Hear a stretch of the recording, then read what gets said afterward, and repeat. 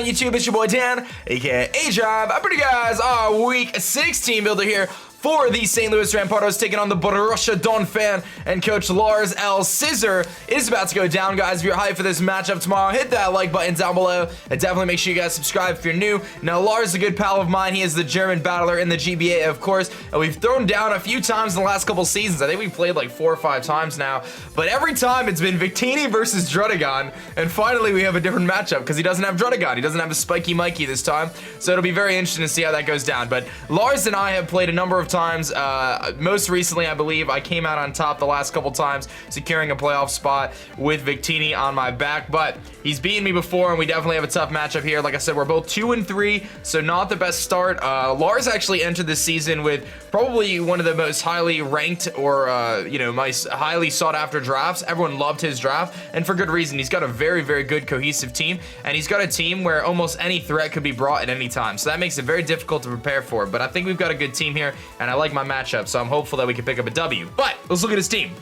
He's got a Magirna here, the fairy and steel type monster. Insane good special attack stat with basically a special moxie. The only stat that it really lacks on is its speed stat, but it does get shift gear as a move to double its speed stat, so you might see a shift gear set. You can also run like a flare cannon set, which is kind of like almost like a fairy type version of like Leaf Storm or something like that, so definitely got to be careful there. It is his Z Crystal user as well, so one of the things that I think he may try to run is like Z Gigavolt Havoc with Volt Switch to try to catch Toxapex off guard. So those are some of the many options that he can run on that. He's got a Latias, very familiar with that, of course, right? 110 base speed, defogging option, has the ability to drop them. Dracos, still a pretty big threat though. We've got the Nihilego here, of course, very low defenses, 103 base speed, really high special attack stat, good special defense, and a weird typing in rock and poison, having that 4 times earthquake weakness or ground weakness, but it is a pretty fast, relatively fast, and it does have like kind of a moxie type ability, obviously with beast boost, potentially boosting its speed or its special attack in this case. So Scarf Nihilego could be very, very scary, although I do have some good revenge killers now that we've picked up Scizor. He's got Chestnut, which I think he recently picked up. He dropped Decidueye for Chestnut, removing his hazard removing options to just Latias and Donphan, if I'm not mistaken, but nevertheless, Chestnut, very good bulky Pokemon. Obviously, Spiky Shield, Leech Seed, hits pretty hard, can set up belly drums, things like that, so you do have to be careful there. Donphan, of course, mostly physically defensive, could be Assault Vest, otherwise it'll be leftovers with Sturdy. It could be a Stealth Rock Setter. Obviously, Rapid Spinner does get Ice Shard to hit things like Gliscor, so you gotta be careful there. He's got Lucario, very, very good Pokemon, dual stab, dual priority on both sides. Extreme speed can get a lot of priority, hits pretty hard, and boosting options like Swords Dance and obviously being able to set up with Nasty Plot as well. Primarina, which is not something to mess around with. I didn't realize how good Primarina was, truthfully, because I haven't really been playing a lot of battles, and Primarina is not really active in VGC, but very good Pokemon. It's got great bulk, it's got great coverage options, well, good coverage options, right? It gets some cool tech moves like Encore and stuff like that, so you gotta be careful there. Rotom Heat, definitely expecting to see a Rotom Heat in this matchup. Electric and fire typing, gives them pretty good typing, obviously a Stealth Route weakness, but very good Pokemon nevertheless, so wouldn't be surprised if he brings that as his primary, response to things like Victini. Obviously, it can take a lot of different hits. It scares out Scizor and stuff. It's only fire type, so I wouldn't be surprised if we see Rotom. He's got Mesprit, of course, Psychic type Pokemon, pretty bulky, can set up Stealth Rocks as well. I don't really expect to see that, but you never know. Tornadus, very scary Pokemon. Tornadus obviously hitting hurricanes, heat waves, things like that.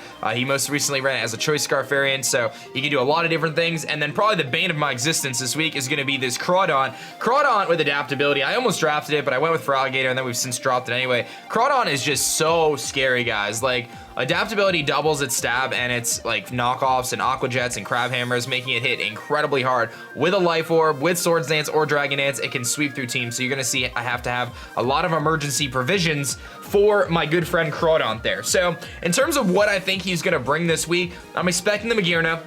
I'm expecting the Latias. I think those two are very likely. Nihilego's a maybe. I expect the Donphan because I think Donphan's defensive abilities are going to be very useful against my team. I have a lot of physical attackers. I'm expecting the Rotom Heat, 100%. I'm expecting the Rotom Heat, and I'm definitely expecting the Crawdon. So those are a handful of things there. Tornadus is a maybe. Lucario, I don't quite think so. I don't think Chestnut. I think he's going to opt for Donphan over Chestnut. Nihilego's a maybe. Primarina's a maybe too. I could see him bringing like a hard offensive Primarina to try to take advantage of Toxapex. So I do have to be very careful there about how I handle that, because Toxapex obviously is set up fodder, and you're going to see that I'm actually not even bringing it this week. So let's talk about our team and what we're going to bring, but I definitely think Magearna, Latias, Crawdon, Rotom Heat, Donphan, 6th slot is up in the air. That's my solid prediction on what he's going to bring. So we are going to kick things off this week with Victini, the Victory, V-Drive, Victory, of course, U-Turn, Blue Flare, Bolt Strike, Psy Shock. So I think this is the right set for this. We've got enough speed there to ensure that we outspeed base 90, so things like Lucario, yada, yada, yada. Bolt Strike destroys Primarina. Destroys Crawdon, obviously. We don't have to worry about that.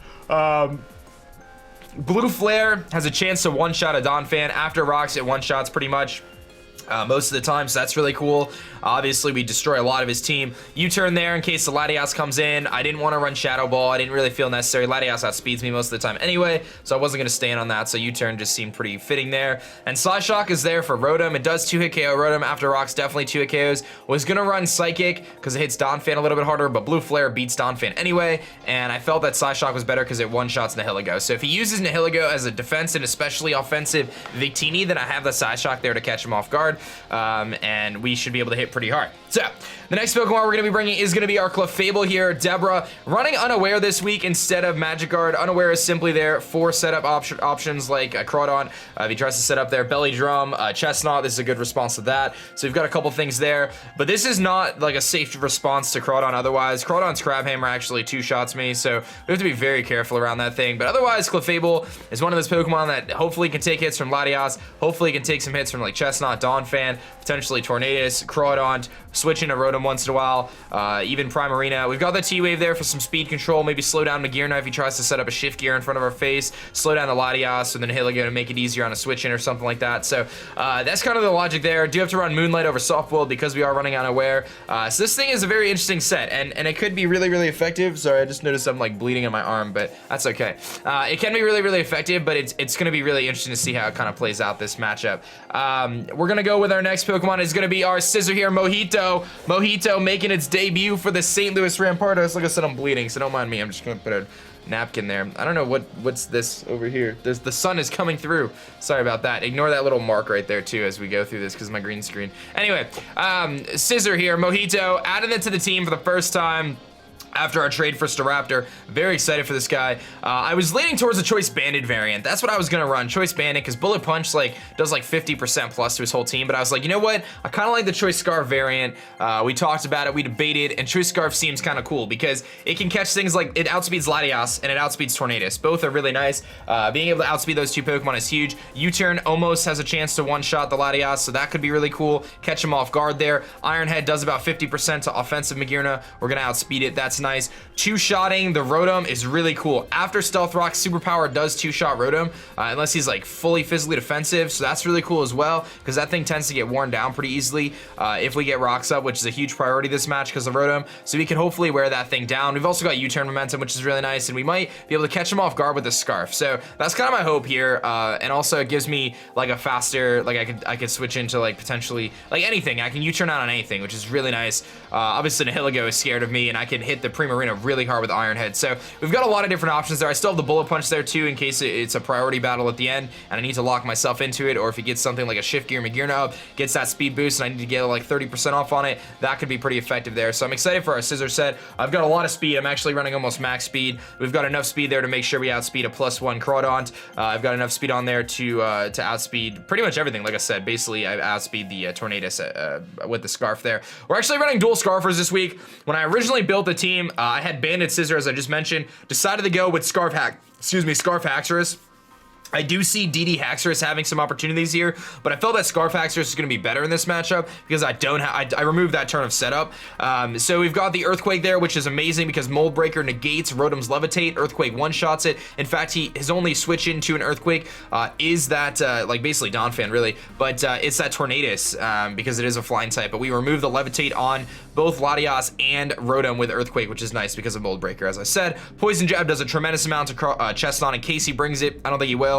well. Earthquake, obviously, Nihilego. We outspeed everything on his team. We outspeed, you know, obviously we're gonna outspeed the, you know, the Latias and the Tornadus. So those are really nice. Dragon Claw, Outrage, really cool options there. If I get rid of Magearna, and Primarina, if he brings both, we can lock ourselves an Outrage, which could be really, really effective as well, and just plow through some Pokemon. So I really like Scarf Haxorus. Picked up as a win against Gator earlier in the season, so I think it could be useful again. I love dual Scarfers, especially against Lars. I don't think he's gonna expect me to run dual Scarfers. So, you know, as soon as I reveal, I'm more likely to reveal the Scizor early in the match. He'll see Scarf Scizor early on. Hopefully I pick up a kill on like something like the Latias, and then he'll be aware of that and expect it to be DD Haxorus, and then I come in and I pick up hopefully another surprise kill. So that's kind of the logic there. I'm really hoping that those two Pokemon can really catch him off guard and provide some momentum, that U-turn pressure from Scizor, and obviously just being really powerful. Haxorus is just super powerful. So I really like that. Now our next Pokemon, I debated on this slot a lot. It was Gligar or Gliscor. It was then Toxapex, and now it's Terrakion. I switched it around a bunch of times, but I'm running max speed Terrakion here. The reason for the max speed is because I actually will outspeed Crawdaunt. +1 Crawdaunt, Jolly, max speed Crawdaunt. I outspeed by 1 point if I'm max speed here, which is really cool. So I'm max speed Jolly with max attack, obviously. Earthquake, close combat, Stone Edge, Swords Dance.